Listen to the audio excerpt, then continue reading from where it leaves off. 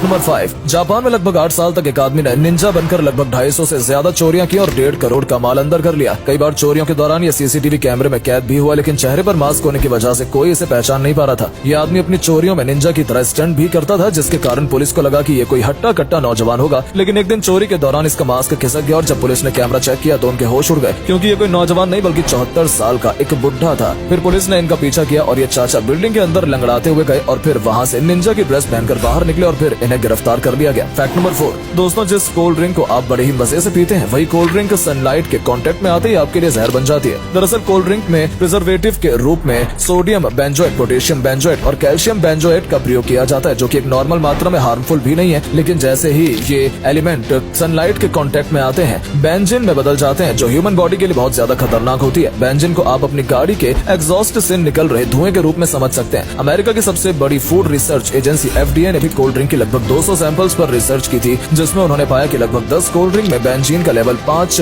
ppb से भी ऊपर है। अब ये मात्रा भले ही कम हो, लेकिन जहर तो जहर ही होता है। फैक्ट नंबर 3, आखिर कैसे एक कपड़े के टुकड़े से पूरा पुल टिका रहता है और इस दीवार को गिरने से रोकता है? ये मामूली से कपड़ा जिसे कहा जाता है जियो स्ट्रैप, मिट्टी भरते टाइम इस कपड़े को ही बार बार नाक में फंसा दिया जाता है, जिससे दीवार अच्छी तरह से कस जाती है और दीवार नहीं गिरती। फैक्ट नंबर 2, दोस्तों इस वीडियो को देखिए जिसमें ये बंदा अजीब तरह से देखने वाले पेड़ों की सुंदर बना देता है। कई लोगों का कहना होगा कि ये बंदा अपनी ड्रीम लाइफ जी रहा है और ये सबसे सेटिस्फाइंग जॉब है, लेकिन आसान सी दिखने वाली जॉब भी आसान नहीं है। इस बंदे को अपने काम में परफेक्ट होने के लिए कई सालों की कड़ी मेहनत लगी है और तो और किसी भी पेड़ को काटने से पहले ये उसकी पूरी तरह से निरीक्षण करता है और उसके बाद ही उसकी कटिंग स्टार्ट होती है। फैक्ट नंबर 1, दोस्तों फोटो में दिखने वाला ये बंदा 200 से भी ज्यादा महिलाओं के हैरेसमेंट और रेप केस का आरोपी था, जिसका नाम था अप्पू यादव। इतने केस होने के बावजूद भी हर बार ये आदमी किसी न किसी तरीके से कोर्ट से बरी हो ही जाता था। फाइनली इस आदमी के खिलाफ उषा नारायण ने डिप्टी कमिश्नर के यहाँ केस दर्ज किया, लेकिन हर बार की तरह इस बार भी ये कोर्ट से बरी होने वाला था। इसके बाद कोर्ट में सुनवाई के दौरान उषा नारायण ने उन 70 महिलाओं के साथ प्रेजेंट थी जिनके साथ इस आदमी ने कोई न कोई अपराध किया था और फिर आखिरी में जाकर इन 70 महिलाओं ने कानून को अपने हाथों में लिया और कोर्ट के अंदर ही हाथापाई के दौरान अप्पू यादव की मौत हो गई और कहा जाता है कि उसका प्राइवेट पार्ट भी गायब था। और क्योंकि भीड़ की कोई शक्ल नहीं होती, इसीलिए इन 70 महिलाओं पर भी कुछ चार्ज लगे, लेकिन उन्हें छोड़ दिया गया।